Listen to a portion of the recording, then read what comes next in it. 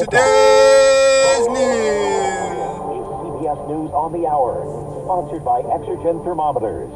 I'm Steve Kathan. It's a day of breaking news from Washington, beginning with word from the U.S. Supreme Court that the first woman to serve on the High Court, Sandra Day O'Connor, has died at 93.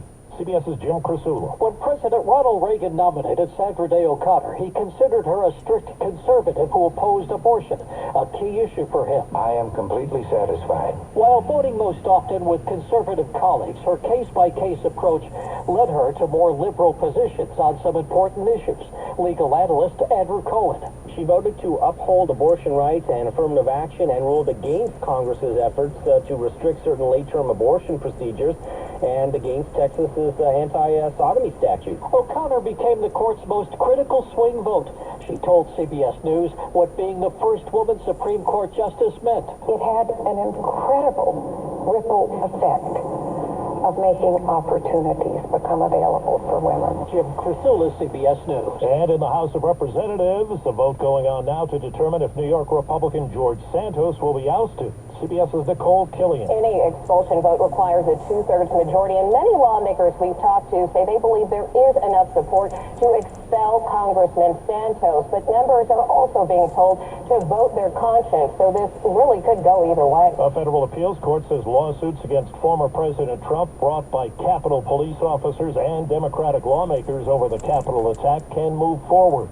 Now to the Middle East. CBS's Robert Berger in Jerusalem has more on the renewed fighting between Israel and Hamas. Israeli warplanes started hitting targets in Gaza minutes after the ceasefire ended, and they've dropped leaflets urging Palestinians to leave the city of Khan Yunis in southern Gaza.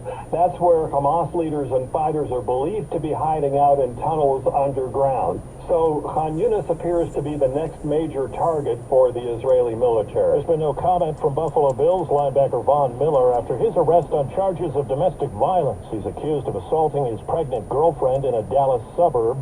Tim Graham of The Athletic. Innocent until proven guilty, of course, but the information spelled out in the affidavit for his arrest warrant is heavy, and it's something that every person is going to have to take into account if they want to remain in the Von Miller business. Police say Miller twice put his hands on the neck of the woman, pulled out a chunk of her hair, and allegedly threw her onto a couch.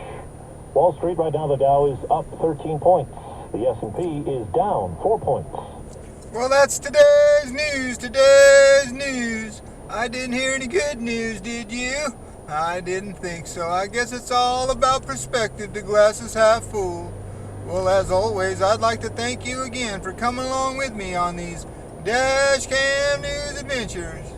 You know the drill. Peace, love, and all that hippie jazz. Bye-bye, everybody. It's 49 degrees.